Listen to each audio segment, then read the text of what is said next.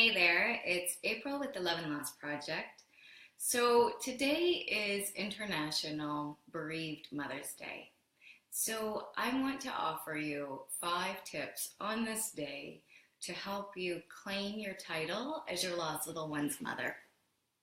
As we approach Mother's Day, this can bring up so much stuff for us, right? And whether you have other children or whether you lost your only child, Mother's Day is a time that just really activates and brings all of those tensions to the surface, all of that upset to the surface. And I'm wanting to offer 5 ways that you can possibly help own your role as your lost little one's mother and make this time of year maybe just a little bit easier for yourself. So often when I talk to people, I hear that there's this tendency, and I totally get it because I do it myself too. There's this tendency that we try to just pretend that things are the way that it's always been. But the first tip that I want to offer you is, what would it mean for you if you owned your title as your lost little one's mother? It can be really hard to do that. That can feel really abstract and really foreign. But I want to encourage you to think about, what would that look like for you? How would things shift in the way that you acted? How would you shift the way that you carried yourself and the way that you interacted with your friends and family this time of year as you're going through all of the Mother's Day planning, if you really did own that you are your lost little one's mother? I think that so often we look to other people around us to give us the acknowledgement or the validation that we need. But I want to encourage you to really stop and take back that power. You are someone who has walked over hot coals in your experience of motherhood. And perhaps you have full right to own that in whatever way or form that feels like for you. So what would that look like if you let yourself really own the title of being the mother of your lost little one? Second thing I want to offer is to be unapologetic in your truth. Often when I talk to people, they talk about the idea of not wanting to disappoint the people around them, not wanting to change traditions. And yet the reality is that life has changed. The family dynamics have changed. There's a member of the family who we were expecting to be here who is no longer here. So what would it look like for you if you got unapologetic in owning your truth? And I think potentially what that might look like is resisting the urge to tuck away your pain or deal with it totally just in private, or try to create the image or illusion that it's just not there. I think that we can get into this thing where we're putting this brave face forward, where we're acting like we're maybe more okay with things than we are. And I think we're really setting ourselves up for potentially extra hurt and frustration. Because what that means is that maybe you're going through all the same traditions that you've done in the past for Mother's Day for your mom or your grandma or your in-laws.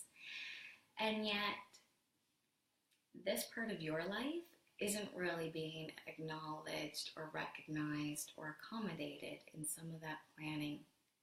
So what would that look like for you if you risked being unapologetic that life has changed, that the family dynamic and system that operated possibly last year or the year before your loss or whenever that was, maybe now needs to adjust to reflect the fact that there's a member of the family not here, and that you are still that lost little one's mother. I remember my first Mother's Day after I'd lost my little one, and I was talking to my mom and my sister about really how we were going to approach that this year. And traditionally in my family, we kind of had a ritual for how we spent Mother's Day. We would all go out for the traditional Mother's Day brunch.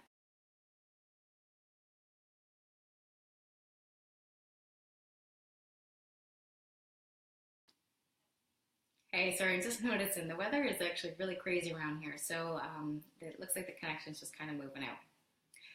So what that looked like is that we would always go and do the traditional Mother's Day brunch. We would go to the restaurants that would be jam-packed full of women. Oftentimes it was at a place, one of those places that gave corsages or coronations to all the moms. So even at that point of entering the restaurant, you would get greeted with the question of, are you a mom?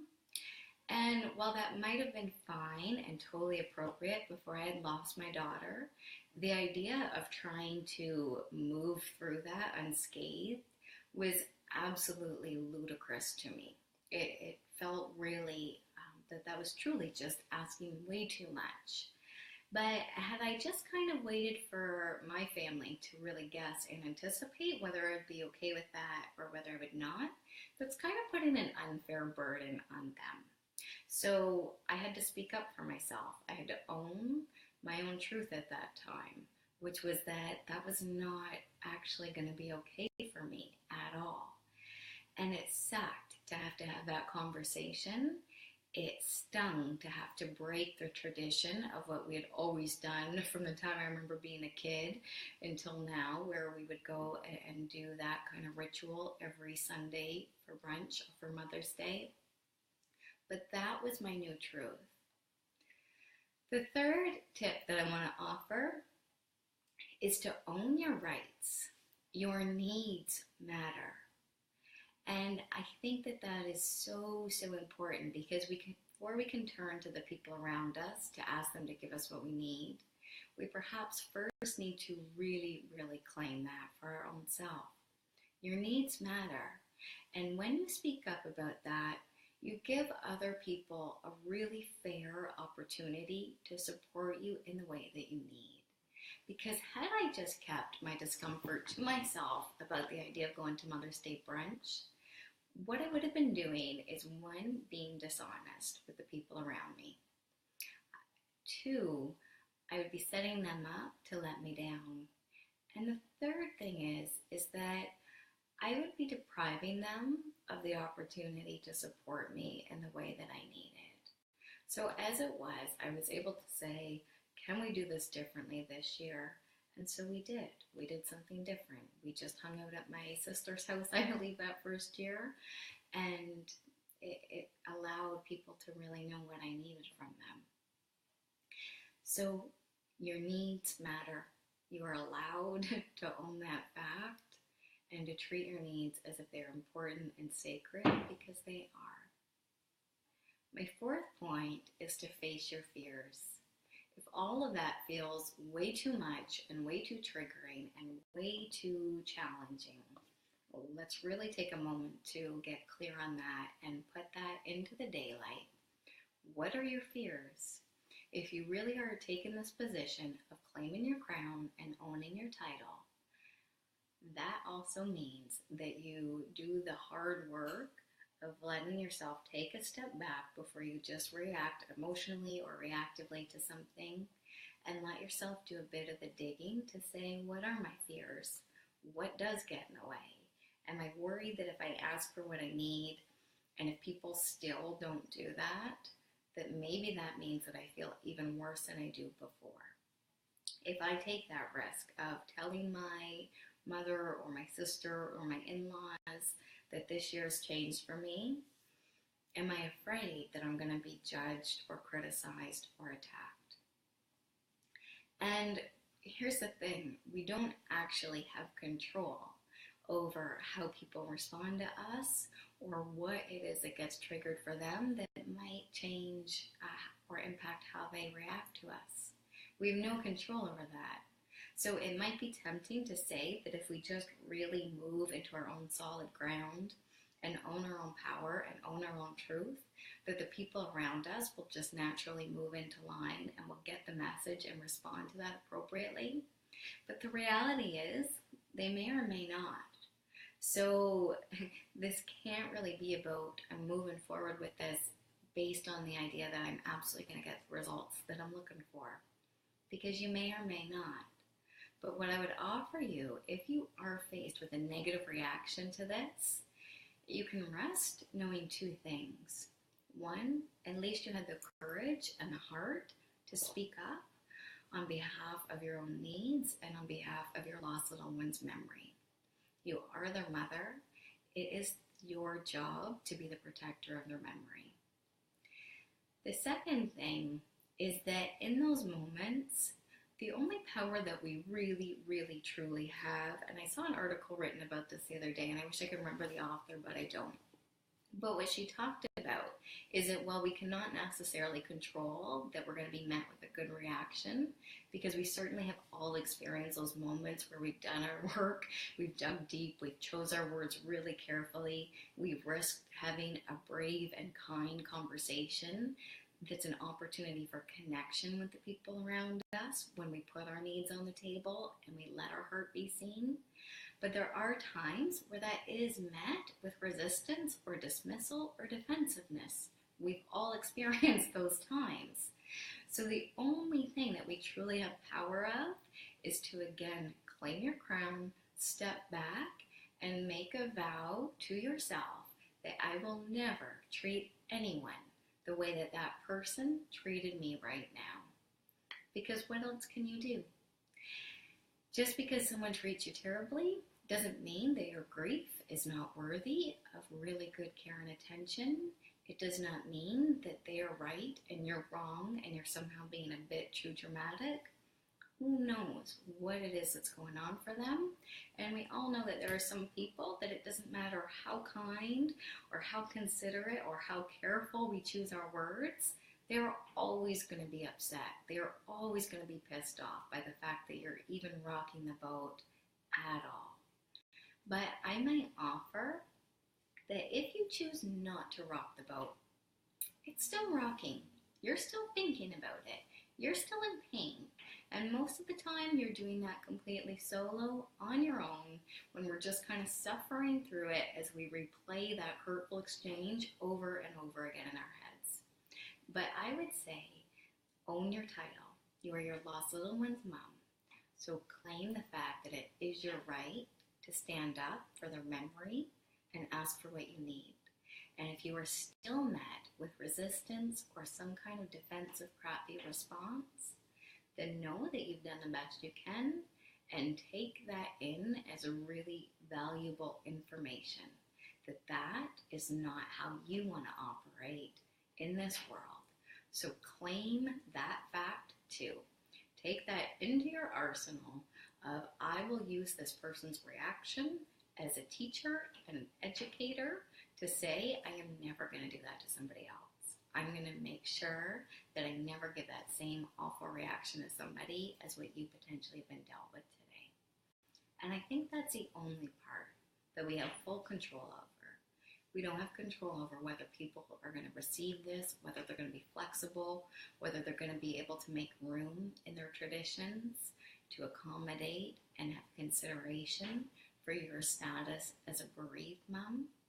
But we do know that you are learning and growing through this and becoming more and more powerful and stronger by the day. That is your work. That is the part that you have control over. And my fifth tip is to gather your ladies in waiting. You know who your friends are and who those people are in your life who truly have your back when push comes to shove. Gather them, connect with them, plan whatever you choose to do with Mother's Day, whether you choose to go to the events, opt out of the events, or do any of that differently or break tradition, or just go through the motions because that feels like the best thing that you need to do.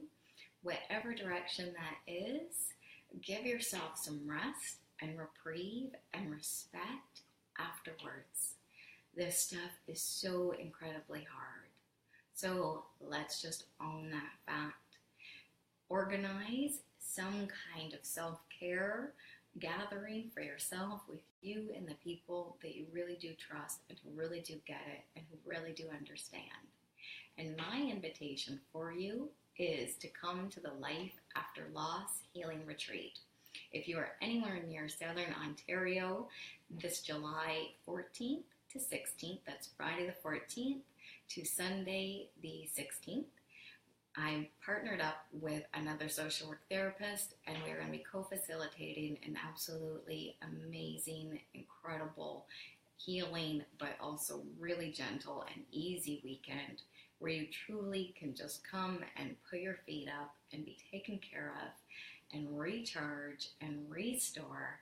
It is going to be at this amazing little retreat and wellness retreat that we found just north of Brighton, Ontario.